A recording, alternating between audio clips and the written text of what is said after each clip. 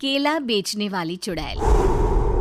एक बार की बात है, जादूपुर नाम के एक गांव में करतब दिखाती एक औरत एक रेड्डी के लिए गांव में आती है। आइए आइए मेहरबान कदरदान, खाइए रोहड़ा के ताजे ताजे केले। कभी खाए नहीं होंगे ऐसे केले, पीले पीले केले खाइए।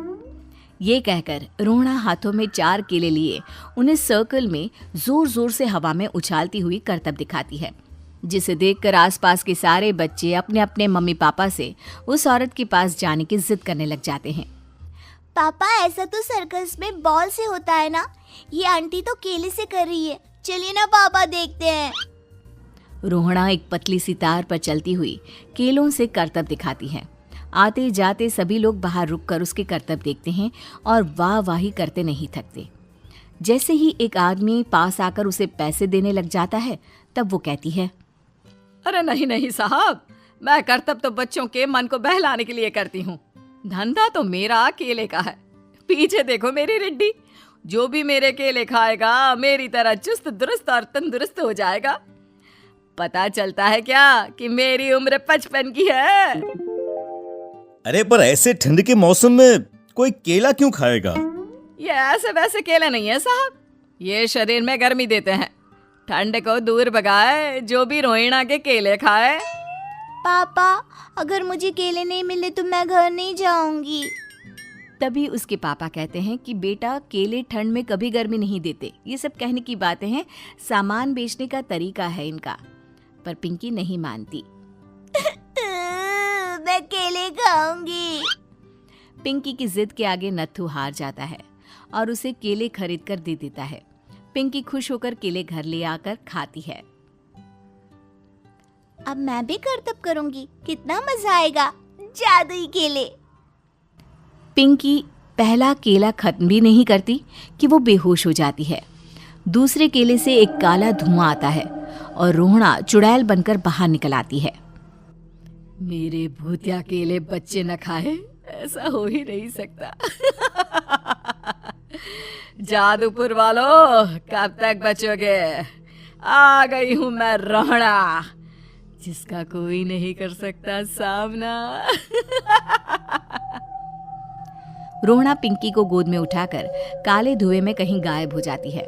शाम के वक्त नत्थू घर लौटता है और पिंकी को घर में ना पाकर उसकी माँ से कहता है, माँ पिंकी कहाँ है?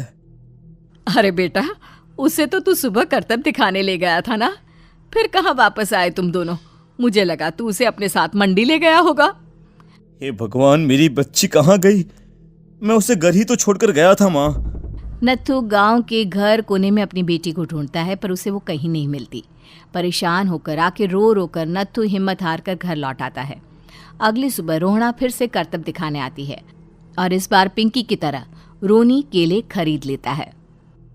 50 रुपए दिए थे पापा ने, सारे पैसों की मैंने केले खरीद लिए हैं। अब मैं भी आंटी की तरह ही करतबबाज बन जाऊंगा। यही सोचते हुए रोनी केले खाता है और पहला अकेला केला आधा खत्म भी नहीं करता कि चुड़ैल उसके सामने आ जाती है। मेरे साथ चलने का समय आ गया है रोनी। ये तो बस शुरुआत है। अब इस गांव के सारे बच्चे धीरे धीरे मेरे कब्जे में होंगे, एक बच्चा भी नहीं बचेगा। ये कहकर रोनी को गोद में लेकर काले धुएं में अदृश्य हो जाती है। इसके बाद हर रोज गांव में से कोई ना कोई बच्चा गायब होता, पर ऐसा क्यों हो रहा है किसी को भी समझ में नहीं आ पा रहा था। रोज की तरह अपनी बेटी पिंकी की तलाश में नत्थू गांव के एक तालाब के पास बैठा रो रहा था। कहाँ गई मेरी पिंकी? शकुंतला के जाने के बाद एक वही तो मेरा सहारा थी। अरे उसकी आत्मा कोस रही होगी मुझे कि मैं अपनी बच्ची को संभाल भी नहीं पाया। नत्थू ये कहता हुआ रो ही रहा था कि तभी तालाब में से उसे शकुंतला की आवाज सुनाई देती है। कहाँ थी तुम शकुंतला? हमारी बच्ची और सारे गायब हुए बच्चे रोहड़ा के कब्जे में हैं। वो बच्चों को जो केले देती है उससे बच्चे बेहोश हो जाते हैं और उसके कब्जे में आ जाते हैं और वो उन्हें ले जाकर काली दुनिया में ले जाती है। पर वो ऐसा क्यों कर रही है? ये मैं नहीं जानती, पर उस दुनिया का रास्ता मैं आपको बता सकती हूँ। जहां ये नदी खत्म होती है वहां एक केले का पेड़ है, उसके नीचे एक दरवाजा है, वहीं से रास्ता जाता है उस दुनिया का। ये कहकर शकुंतला की आत्मा गायब हो जाती है। गांव के सभी लोग झुंड बनाकर उसी रास्ते से काली दुनिया में चले जाते हैं और वहां देखते हैं कि सारे बच्चे वहां काम कर रहे थे। पापा मुझे ले चलो यहाँ से। पापा पापा। सभी बच्चे अपने मम्मी पापा से लिपट जाते हैं। तो तुम लोग यहाँ तक आ गए? क्यों हमारे बच्चों को पकड़ लिया तूने? तुझे शिकार ही बनाना है तो ले, हम सब आ गए हैं, हमें खा ले। नहीं, मुझे बच्चे चाहिए। मेरे बच्चे के बदले तुम लोगों के बच्चे। क्या मतलब? मैं इसी गांव में रहने वाली एक औरत थी। केले की चोरी के इल्जाम में मेरे बेटे को गांव वालों ने इतना मारा कि वो मर गया। उसी दिन मैंने ठान लिया कि गांव वालों का भी वही हाल करूंगी। कुछ दिन बाद बेटे के चले जाने के दुख में मैं भी मर गई और मेरी भटकती आत्मा एक चुड़ैल बन गई। और फिर मैंने बदला लिया तुम सबके बच्चे छीनकर।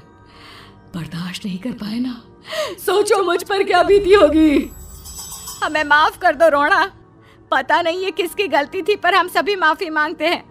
हमारी खुशियां लौटा दो, तुम भी तो एक माँ हो। गांव वालों की बात सुनकर रोना का मन पिघल जाता है और वो बच्चों को छोड़ देती है। उसके बाद काली दुनिया बच्चों के लिए जादुई दुनिया बन जाती है। अब कोई भी कभी भी वहां आ जा सकता था।